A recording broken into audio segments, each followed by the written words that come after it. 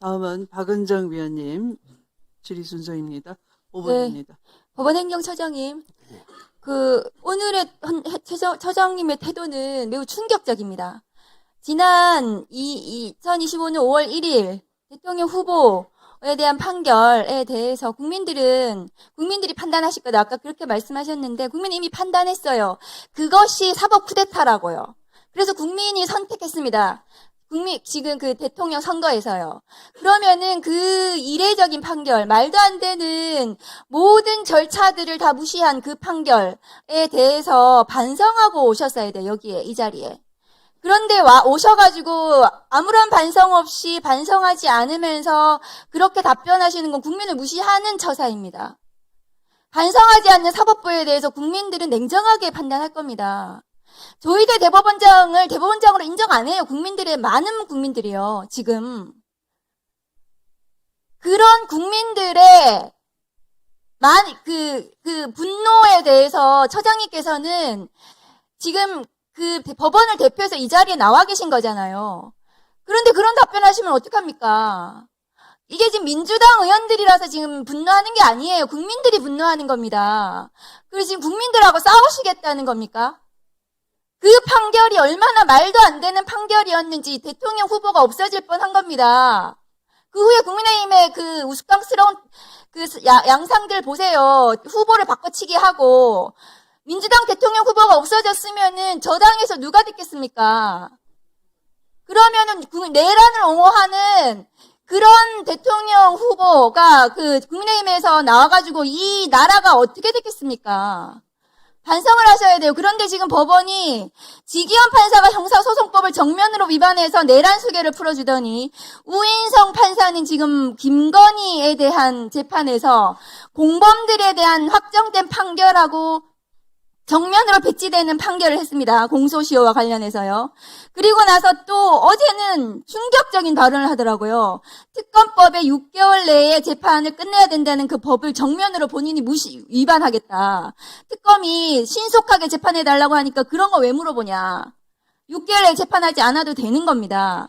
우인성 판사는. 특검법이 6개월 내로 재판하도록 되어 있습니다. 그런데 본인이 법을 위반하겠다고 지금 당당하게 얘기하고 있어요. 법원행정처장님이 판사들을 행정처에서 그런 문제점에 대해서 조치를 하셔야 됩니다. 행정처에서 그렇게 하는 거 아닙니까? 이 법을 위반하는 판사들에 대해서 법원행정처에서 제대로 된 조치하시기 바랍니다. 법무부 장관님. 예. 검찰개혁 법안 진행 상황에 대해서 제가 간단하게 물어보겠습니다. 네. 정부안이 지금 제출이 된다고 하셨고 조직법으로 공소청법, 중수청법 먼저 통과하신다고 하겠다고 했는데 공소청의 검사가 수사권을 가지는지는 굉장히 중요한 거고 그러한 권한의 유무가 확정이 돼야 조직이 나오는 겁니다. 그 형사소송법에 수사권에 관한 규정이 먼저 논의가 돼야 되는 겁니다. 그래야 조직이 나오고 인력이 나오고 예산이 나오고 배치가 나오는 거지 조직법만 덜렁 통과시키고 수사권은 나중에 어떻게 되는지 나중에 논의하겠다는 건 그것은 앞뒤가 잘못된 것이고요. 화면 올려주세요.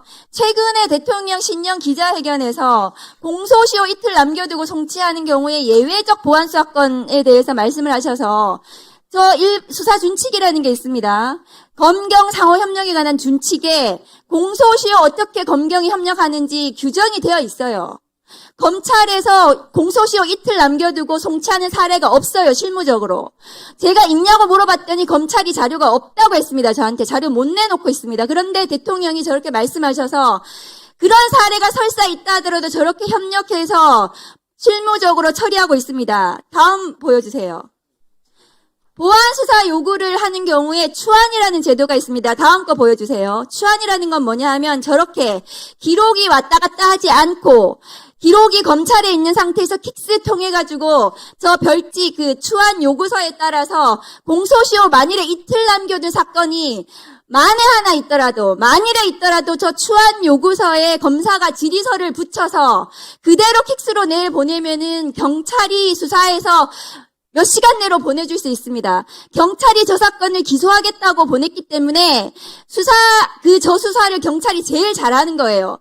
피의자 참고인 연락도 훨씬 더 많이 경찰이 제대로 할 수 있습니다. 그러니까 공소시효와 관련해서 임박해서 송치하는 사건은 주안이라는 제도로 충분히 해결이 가능하다. 저런 해결 1분만 더 주십시오. 저추한 제도에 대해서 검사들이 지금도 하고 있습니다.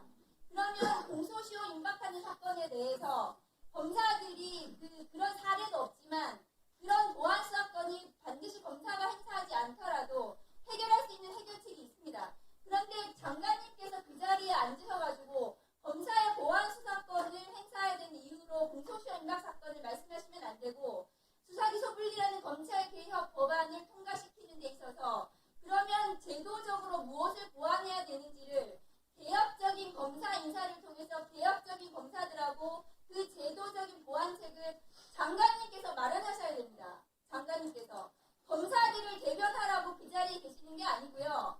개혁적인 검찰 개혁에 대해서 제도적으로 무엇이 필요한지 저런 문제에 대해서 어떻게 해결할 것인지를 장관님께서 해결책을 마련해서 국민들께 설명하셔야 되는 겁니다. 민주 진보 진영의 시민들은 우리가 가장 사랑했던 대통령을 검찰 수사로 잃었던 슬픔이 있습니다. 그 상실감을 언제나 기억하시고 검찰 개혁에 대해서 책임감 있게 해주셨으면 좋겠습니다. 예, 저는 의원님 좋은 말씀 감사드리고요. 수사기소의 확실한 분리라는 대원칙에 손상을 가겠다는 생각은 1도 없습니다. 그리고 다만 정부 안에 아시겠지만 총리실에 지금 어쨌든 TF 구성돼 갖고 같이 의논들 하고 있습니다. 그리고 저희가 지금 인사도 말씀하셨지만 할 수 있는 한 물론 어떤 분이 개혁적인 검사인지 개혁적이지 않은 검사인지 제가 또 양단을 나눌 수는 없습니다. 다만 그래도 검찰 개혁에 같이 할 수 있는 그런 분위기를 조성하려고 저희도 최대한 노력을 다 하고 있고요. 의원이 염려하시는 검찰이 다시 수사권을 갖고서 그 권한을 오용하고 남용하지 않을 수 있는 그런 제도를 만드는 데 저희도 관심을 갖고 노력하고 있습니다. 네. 보안 수사권은 수사권이기 때문에 수사권을 검찰에 남겨두는 한 그 상황은 되풀이됩니다. 그런데 지금 보안 수사권을 남겨두겠다고 하는 저런 사례들이 사실상 실무에 있는 제도적인 보완책이 충분히 있는데도 불구하고 수사권을 남겨두는 이유가 되어서는 안 되는 거죠. 예. 저런 해결책을 장관님께서 실무적으로 무엇이 시행되고 있는지를 찾아보시고 제도적으로 마련해가지고 그것을 국민들께 설명을 드리고 제도 관습을 마련하셔야 되는 겁니다. 예, 저희도 다양한 의견들을 준비해갖고 그 TF에 제출하고 있고요. 저는 보안 수사의 방점에 보완하는 점, 경찰 수사의 미진한 부분들, 그걸 어떻게 보완할 건지 저는 늘 그렇게 표현했습니다. 그래서 그 여러 형태가 있겠지만 의원님께서도 많은 또 의견을 주시고요. 저희도 그런 면에서 의원들 염려하시는 검찰이 다시 권한을 남용해갖고 할 수 있는 그런 상황이 오지 않게 또 최선을 다하도록 노력을 하겠습니다. 네. 그것이 보완이 될지 남용이 될지 알 수 없는 것이 수사권입니다. 네. 그 보완은 경찰을 통해서 보완 수사 요구를 통해서 충분히 가능합니다.